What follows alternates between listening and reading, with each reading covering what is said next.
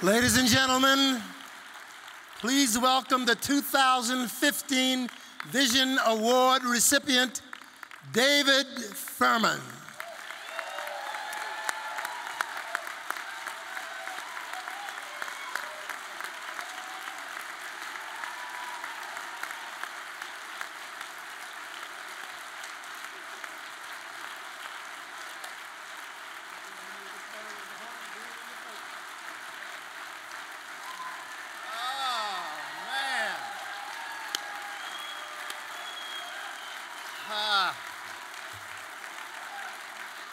Wow.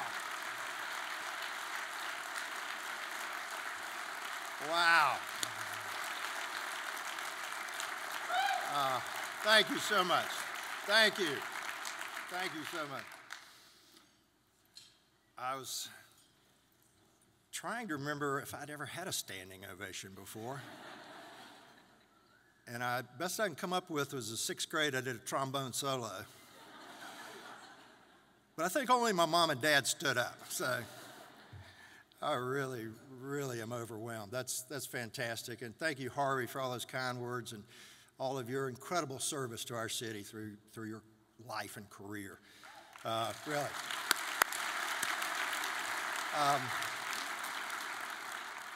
I remember going to the Vision Awards 10 years ago, and I think that was the first one.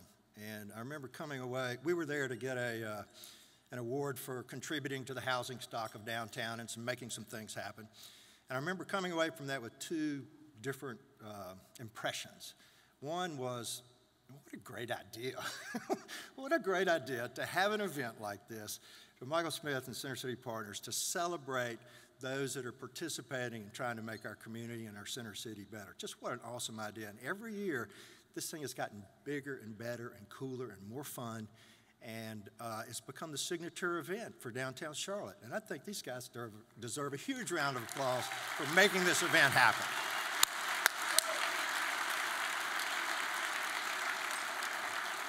You know, the second thought I had coming away from that 10 years ago is the Vision Award winner that night was, I think, Jim Palermo. I may be wrong, but I think it was Jim Palermo. And I remember thinking, they're going to run out of big-time people to give this award to one day. I just never thought it'd be this soon. Wow. But you know, 10 years ago, that's amazing to flash back 10 years ago. I mean, this city was on fire. Things were happening. You know, cranes were everywhere. The banks were battling it out to see who was going to be the biggest bank in the country, and they were trying to attract the talent to the city and building a city to make that happen. And we were all riding on their coattails. I was riding on their coattails for sure, and they were fantastic times. We've had some lumps since then. I've personally had some. Probably most of the people in the room have had some. Those cities had some. But when I look back at those lumps, I can't help but think to go back beyond that and to think about how lucky I was. How lucky I was to be an architect, to be developing projects during those go-go years that we had. It was just fantastic times. Recessions have a way of sort of forcing change. And the recession we had 25 years ago forced some change in my life. I was an architect. We had a firm that was doing housing all over the place. It all stopped during that recession. The phone quit ringing, and we had to try to figure out a way to make it ring again. So we morphed into the development business. And what I found out was that developers are the ones that get to have the vision. We architects, we can have vision, but usually we're at the service of our clients. And if we're good architects, we can extend the vision of our clients. But usually they don't want to see it extended too far. But as a developer, we can really control that and make that happen. And that's what was so fortunate, that I had gone through that first recession in order to make that transition. So during those go-go years, I was out there being able to invent projects and make them happen. And that was just incredibly gratifying. You know, we wanted to create a company late in the 90s. We wanted to morph our company into the Centro City Works company because we wanted to focus on exclusively urban stuff and exclusively more adventuresome architecture. You know, I thought that if there was only 1% of the marketplace out there that cared about that, those were going to be my guys, and I was going to go after them and see if I could make that work. And so during those days, the condo market was sort of dominated by the 2-bedroom, 2-bath, crown molding, fireplace, traditional architecture thing. And we thought that there was really a thirst for something different. So Harvey alluded to the project Gateway Lofts. We bought this piece of property that was 30 feet deep and 300 feet long and veneered this garage with these 2-story units that were 14 feet wide. They had concrete floors and brick walls and a steel stair going up to a sleeping loft. Everything was exposed.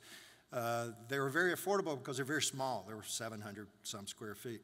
And we set up a kiosk in Founders Hall at lunch on a Thursday.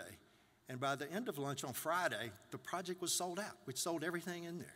And it was just phenomenal. We had young folks that were, you know, racing to ATM machines to get cash, to give us deposits. I remember going home that night and taking all this cash out of my pockets and going, I think we've hit on something here. I think we've touched a nerve. But you know, that the curtain came down on that, and we should have known that, you know, developing condos that appreciated by the hour, which is what these did, was not going to be a sustainable business model. But coming out of the recession now, as we are, and all the projects that Michael alluded to, we are in full throttle now. Things are really happening in this city, and we're able to build on those go-go years that we had back in the day. And so we have this jump start of making things happen. There's so much happening now, and it's so exciting to be a part of it. But we do have to, I think there's a lot of pressure that comes with all the work that we're doing, that we have to really focus on the fact that we're building a city, and we're building for the future, and we're building for the next generation. And we can't get sort of wrapped up in sort of creating our institutional asset that's got to make itself work, you know, in the next month or so. And that's the pressure that comes with all the development that's happening today. I don't think I get a Vision Award if I create a lot of cool renderings and nothing happens. I think we're getting an award because we actually made some things happen. So I'd like to take a personal privilege and acknowledge some folks that helped me make those things happen. My partners at Axiom Architecture are here tonight. That's the old David Furman firm. We've worked together for 20-some years. Steve Barton, Matt Majors, Colleen Garrett. They're doing a fabulous job. They take ideas, create ideas, and turn them into real things. And they're the ones that are really responsible for making all these real buildings around town.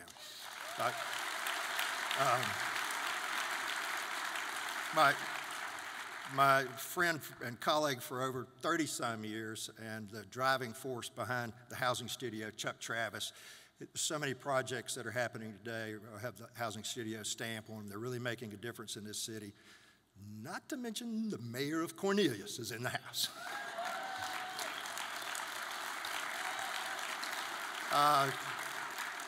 Catherine Mitchell is here tonight. Catherine and I have worked together for 20-some years, and she was very instrumental in all the success we had in our Centro days. And I would be remiss to not mention my friend Risden McElroy, who is the brilliantly talented, artistic composer that, talk about canvases, I mean, Risden is the guy. He probably has more visions than all of us put together in here with all the drawings that are in his drawer. And I can't tell you how many times Risden and I have gone off in the corner and just made up some stuff.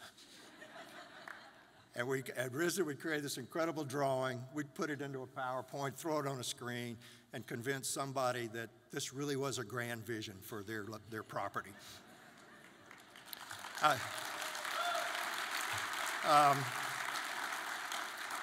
I would also be remiss without mentioning the previous winners of this award. I'm not going to name them, but I'm honored and humbled to be in the company of such folks. And I think any list of folks that puts me and Hugh McCall on the same list, there needs to be an asterisk somewhere. And I'm going to take the asterisk and say that yes, we built 14 projects in First Ward. It was transformative. But if somebody doesn't have a vision and the clout to transform a whole neighborhood and set the groundwork for that happening, we don't get to do our thing.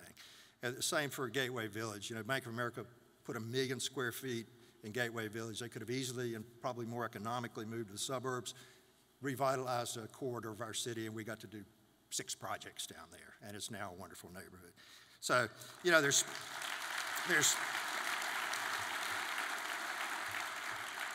two things, though, that I will claim to have in common with that prestigious group, and I hope I can claim them with everybody in this room, and that is that we care about our community, we care what we're trying to accomplish, and we try.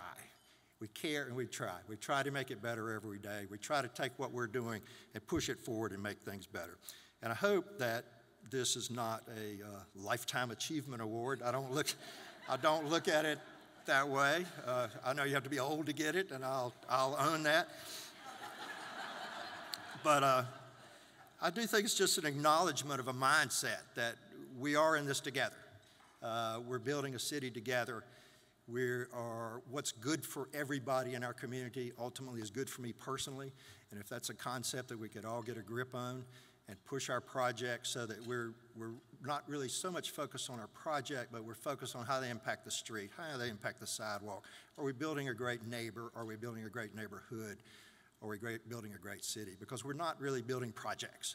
We're building a city, and we're building a city together, and we're building a better city, and I hope we're building a city for everyone. So I'd like to thank Michael, Center City Partners, the board for singling me out for this award, and I'm gonna get that cool trophy and take it home. Thank you.